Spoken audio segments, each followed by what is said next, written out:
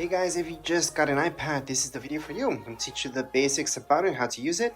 Quick manual, it doesn't matter which one you guys got, it's going to be the exact same manual for all of these guys. So let's just get started. Now let's take a look at reminders. These really quick. So reminders, to add any reminders here, I like to use Siri a lot.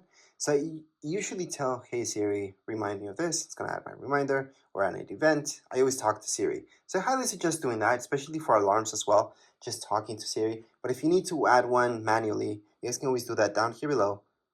So right here, we can type anything. That's a reminder. And there you go. That's button for reminders. That's really quick. So we're going to get out of there. Now let's take a look at alarms. Again, I like to use Siri, but if you guys want to go and manually do it, this is from where you guys can do it. Click on alarms.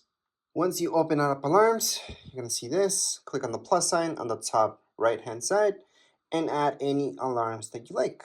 So I'm just going to add that one, save. And there's my alarm. I can set it up or change it at any point in time. But again, to set this up, you guys can use Siri for sure. I highly suggest doing that. You can use Siri for a bunch of stuff, so you don't have to manually do it. But if you have to, that's where it is. You guys also have your stopwatch here. You guys can start it. You guys can record that lap, second lap, stop at any point in time. Look at timers. You guys can time anything as well. And you can set up timers, again, using Siri. So I highly suggest using Siri. But you guys can start it, pause it, or cancel it from right here. So again, you guys can start anything, any timer, or stop it at any point. World clocks. You guys can add any clocks here if you like. So that's the plus sign on the top right hand side of your screen. You guys are going to see the plus sign. Click on the plus sign and then just add one more clock in there. And there you go. So these are your world clocks. You can add or take out any of them just by clicking on edit on the top left hand side of my screen. I'm going to see edit. Tap on edit. You guys are going to see that minus sign, and then click on the minus sign. We'll tap on the minus sign on any of these in order to delete them. So I can delete.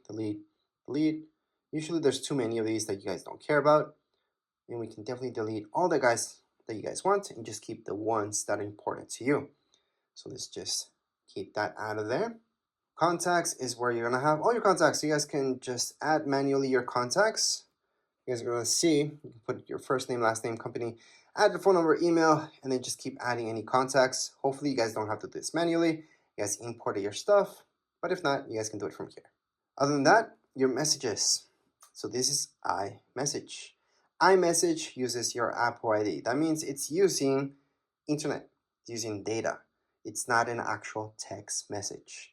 So whoever has an iPhone or iPad will get that message if it's an iMessage. If somebody has an Android, they will not be getting any iMessages, especially from iPads. If you guys have an iPhone, you guys have a data plan or not, the person that you're sending that text message to is going to be sent as a text message to Android devices and usually as an iMessage to anybody that has an iPhone.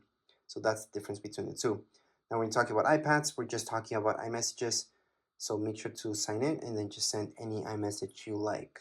All your pictures will be kept here. See this? That's your app. Allow, continue. And here we go. Remember those pictures that we took in recordings?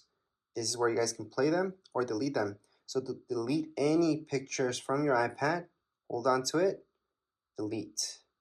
There's other ways to delete this as well. If you guys want to delete a ton of pictures, press on select, choose all of them, delete. So we just deleted everything. If you guys want to recover any pictures that you deleted from your iPad, it's pretty simple. Go back here. Then you're going to go into recently deleted. From recently deleted, view album, put in your passcode because that's secure. And from here, you guys can recover anything just by tapping on select that one. Then you guys can select a few and recover all of them. Or if it's just one, just hold on to it and put recover. It's going to go back to your library. So you can go back to my library and it's right there what I recovered. If you guys want to recover everything, because you guys have in my library, there's absolutely nothing. I can select them all, press down here below, and recover every single one of these. So there we go. Go back to library, and they're there. Now let's say you guys don't want to recover, you guys want to go on and fully delete these guys. We're gonna delete them again. And I'm gonna show you that I recently deleted. That's where you guys really want to truly get rid of these pictures.